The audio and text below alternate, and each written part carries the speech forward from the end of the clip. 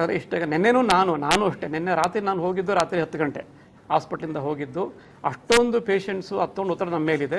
V are all working overtime and double our capacity. ನಮಗೆ ಎಷ್ಟು ಸಾಧ್ಯ ಒಬ್ಬ ವೈದ್ಯನಿಗೆ ಅದರ 2 ಪಟ್ಟು ನಾವು ಕೆಲಸ ಮಾಡಿದ್ದೀವಿ. ಈಗ ನಾನು ಜೂನ್ 1 ತಿಂಗಳು ಡೆತ್ತನ್ನು ನಾನು ಕೊಡ್ತೀನಿ. ಕೆಲವು ದಿವಸ 0 ಡೆತ್ಸು, ಕೆಲವು ದಿನ ಬರೀ 1 ಡೆತ್ತು, 2, 4 ಇದು ನಿನ್ನೆ ಒಂದೇ ದಿವಸ 11 ಡೆತ್ ಆಗಿರೋದು. ಅದರ್ವೈಸ್ ಜೂನ್ದು ಫುಲ್ ಡೇಟಾ ನಿಮಗೆ ನಾನು ಕೊಡ್ತೀನಿ ಆಯಿತಾ. ದಿನವಹಿ ಇದು ಅಡ್ಮಿಷನ್ ಎಷ್ಟು, ಫಾರ್ ಎಕ್ಸಾಂಪಲ್ 63 ಜನ ಅಡ್ಮಿಟ್ ಆದರೆ 1 ಡೆತ್ ಆಗಿದೆ.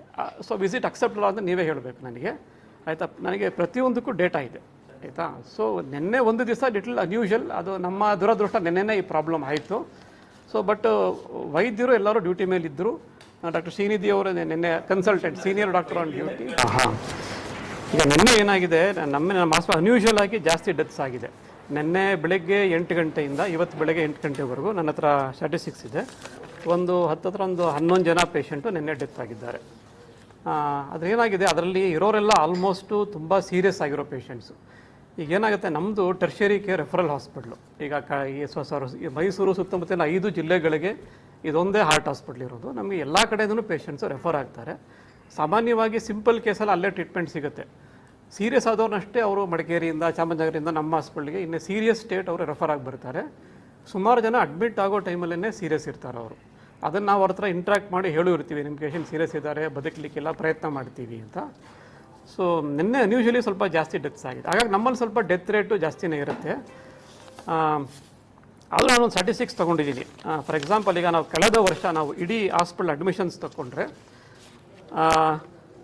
ನಮಗೆ ಹೋದ ವರ್ಷ ಈಗ 2025 ಜನವರಿ ಟು ಡಿಸೆಂಬರು ನಮಗೆ 1245 ಡೆತ್ ಆಗಿದೆ.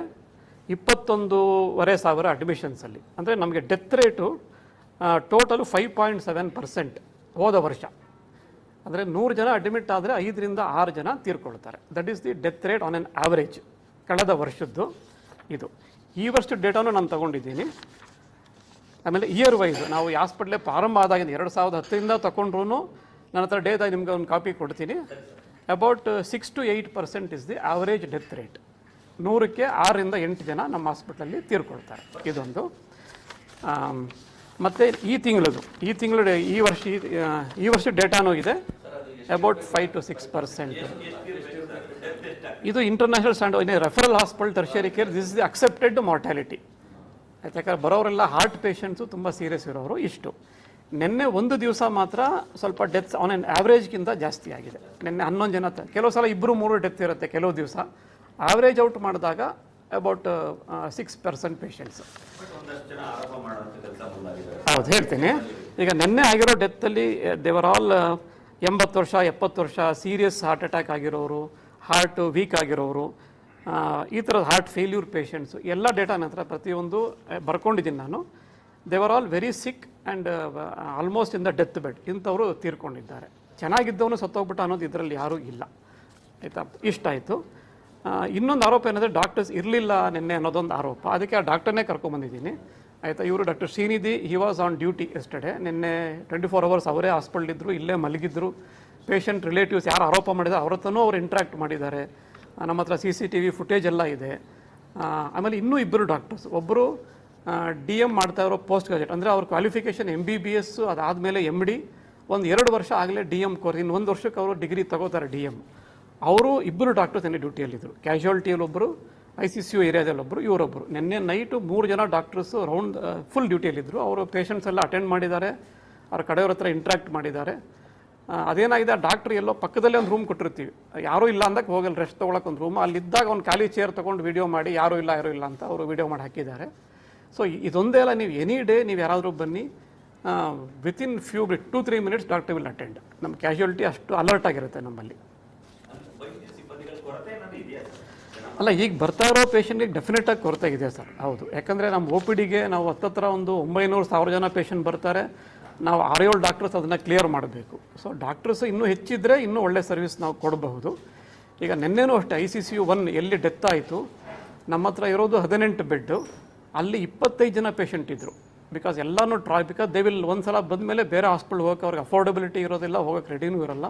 So we have to accommodate them. ಅವರೆಲ್ಲನೂ ಒಂದು 10 ಜನ ಪೇಷಂಟು ಟ್ರಾಲಿ ಮೇಲೆ ಮಲ್ಕೊಂಡು ಅವ್ರಿಗೆ ಟ್ರೀಟ್ಮೆಂಟ್ ನಾವು ಕೊಡ್ತಾಯಿದ್ವು.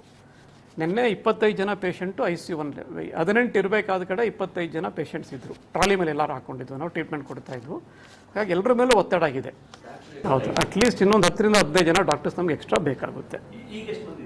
ಹೌದು, ಈಗ ನಮ್ಮಲ್ಲೊಂದು 65 ಜನ ಎಲ್ಲ ಡಾಕ್ಟರ್, ಎಲ್ಲ ಸ್ಪೆಷಾಲಿಟಿ ಸೇರಿ ನಾನು ಹೇಳ್ತಾ ಇದ್ದೀನಿ. ಕಾರ್ಡಿಯಾಲಜಿಸ್ಟ್ಗಳು ನಮ್ಮ ಹತ್ರ 20 ಜನ ಇದ್ದಾರೆ. ಜೂನಿಯರ್ ಡಾಕ್ಟರ್ಸ್ ನಮ್ಗೆ ತುಂಬ ಬೇಕು. ಜೂನಿಯರ್ ಡಾಕ್ಟರ್ಸ್ ಅಂದರೆ ರೌಂಡ್ ದ ಕ್ಲಾಕ್ ICUನಲ್ಲಿ ಡ್ಯೂಟಿ ಮಾಡಲಿಕ್ಕೆ ನಮಗೆ ಜೂನಿಯರ್ ಲೆವೆಲ್ ಡಾಕ್ಟರ್ಸು ಅಥವಾ ಪೋಸ್ಟ್ ಗ್ರಾಜುಯೇಟ್ ಡಾಕ್ಟರ್ಸ್ ಬೇಕು. ಅವರು ಇನ್ನೂ ಹೆಚ್ಚಿನ ಸಂಖ್ಯೆ ನಮ್ಗೆ ಬೇಕಾಗುತ್ತೆ. ಫಾರ್ ಎಕ್ಸಾಂಪಲ್, ಹೌದು ಸರ್, ಸರ್ಕಾರ ರೆಕ್ರೂಟ್ ಮಾಡ್ಕೊಳ್ಳೋಕೆ ರೆಡಿ ಇದೆ. ಆದರೆ ಡಾಕ್ಟರ್ಸು ಜಾಯಿನ್ ಆಗಲಿಕ್ಕೆ ಈ ಪರ್ಟಿಕ್ಯುಲರ್ ಪಾಯಿಂಟ್ ಏನಂದರೆ, ಈ ತಿಂಗಳಿದೆಯಲ್ಲ, ಮುಂದಿನ ತಿಂಗಳು ಅವರೆಲ್ಲರಿಗೂ ಪೋಸ್ಟ್ ಗ್ರಾಜುಯೇಟ್ ಎಂಟ್ರೆನ್ಸ್ ಎಕ್ಸಾಮ್ ಇದೆ. ಆಗಸ್ಟ್ಗೆ ಎಂಟ್ರೆನ್ಸ್ ಇದೆ. ಅವರೆಲ್ಲರೂ ಓದ್ತಾ ಇರ್ತಾರೆ ಈ ಟೈಮಲ್ಲಿ. ಸೊ ನಮಗೆ ಈ 2 ತಿಂಗಳು ನಮಗೆ ಜೂನಿಯರ್ ಡಾಕ್ಟರ್ಸ್ ಸಿಕ್ಕೋದಿಲ್ಲ. ಅವರೆಲ್ಲ ರಜೆ ಹಾಕಿ ಅಥವಾ ರಿಸೈನ್ ಮಾಡಿ ಓದ್ಕೊಳ್ತಾರೆ. ಎಕ್ಸಾಮ್ ಆದಮೇಲೆ ಮತ್ತೆ we will get huge inflow of doctors. ಈಗ ನಾವು ತಗೊಳಕ್ಕೆ ರೆಡಿ ಇದ್ದೀವಿ, ಸರ್ಕಾರ ರೆಡಿ ಇದೆ, ಬಟ್ ಜಾಯಿನ್ ಆಗಲಿಕ್ಕೆ ಡಾಕ್ಟರ್ಸ್ ಈ ಟೈಮಲ್ಲಿ ಇದೊಂದು